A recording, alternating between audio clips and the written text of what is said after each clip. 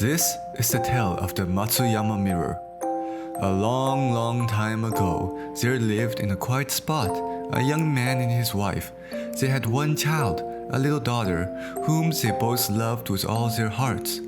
I cannot tell you their names, for they have long since been forgotten. But the name of the place where they lived was Matsuyama, in the province of Echigo. It happened once, while the little girl was still a baby, that the father was obliged to go to the great city, the capital of Japan, upon some business. It was too far for the mother and her little baby to go, so he set out alone.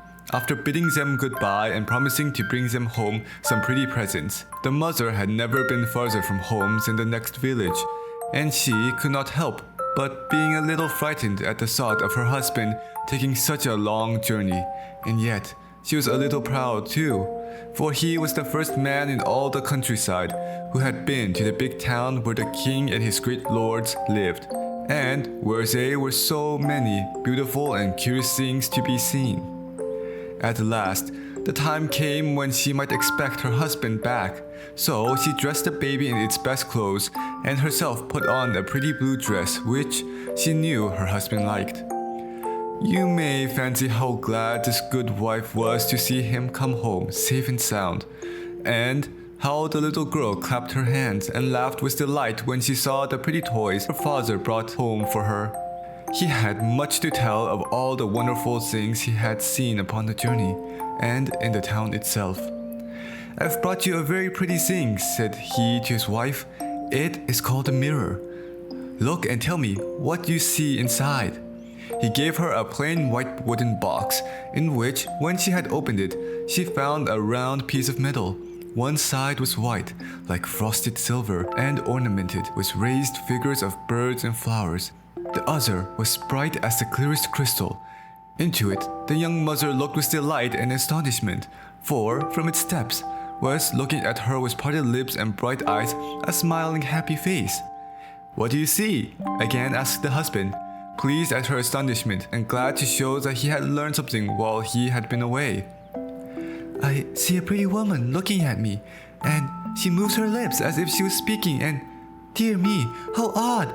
She has on a blue dress just like mine." "Why, you silly woman, it is your own face that you see," said the husband, proud of knowing something that his wife didn't know. "That round piece of metal is called a mirror.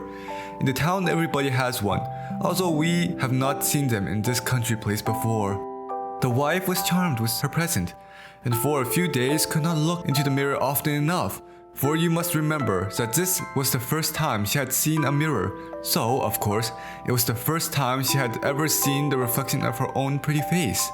But she considered such a wonderful thing far too precious for everyday use, and soon shut it up in its box again and put it away carefully among her most valued treasures. Years passed on, and the husband and wife still lived happily. The joy of their life was their little daughter, who grew up the very image of her mother, and who was so dutiful and affectionate that everybody loved her. Mindful of her own little passing vanity on finding herself so lovely, the mother kept the mirror carefully hidden away, fearing that the use of it might breed a spirit of pride in her little girl. She never spoke of it, and as for the father, he had forgotten all about it. So it happened that the daughter grew up as simple as the mother had been, and knew nothing of her own good looks, or of the mirror which would have reflected them. But by and by a terrible misfortune happened to this happy little family. The good, kind mother fell sick, and although her daughter waited upon her day and night with loving care, she got worse and worse, until at last there's no doubt but that she must die.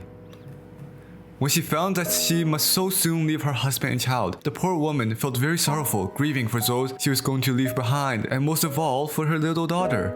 She called the girl to her and said, "My darling child, you know that I am very sick. Soon I must die and leave your dear father and you alone. When I am gone, promise me that you will look into this mirror every night and every morning. There you will see me, and know that I am still watching over you." With these words, she took the mirror from its hiding place and gave it to her daughter. The child promised, with many tears, and so the mother, seeming now calm and resigned, died a short time after. Now this obedient and dutiful daughter never forgot her mother's last request, but each morning and evening took the mirror from its hiding place and looked in it long and earnestly.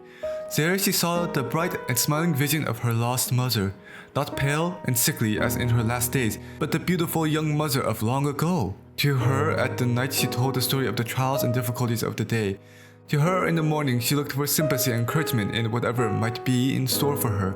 So, day by day she lived as in her mother's sight, striving still to please her as she had done in her lifetime, and careful always to avoid whatever might pain or grieve her. Her greatest joy was to be able to look in the mirror and say, "Mother, I've been today what you would have me to be." Seeing her look in the mirror every night and morning without fail and seem to hold converse with it, her father at length asked her the reason for her strange behavior. "Father," she said, "I look in the mirror every day to see my dear mother and talk with her." Then she told him of her mother's dying wish and how she had never failed to fulfill it. Touched by so much simplicity and such faithful, loving obedience, the father shed tears of pity and affection. Nor could he find it in his heart to tell the child that the image she saw in the mirror was but the reflection of her own sweet face, becoming by constant sympathy and association more and more like her dead mother's day by day.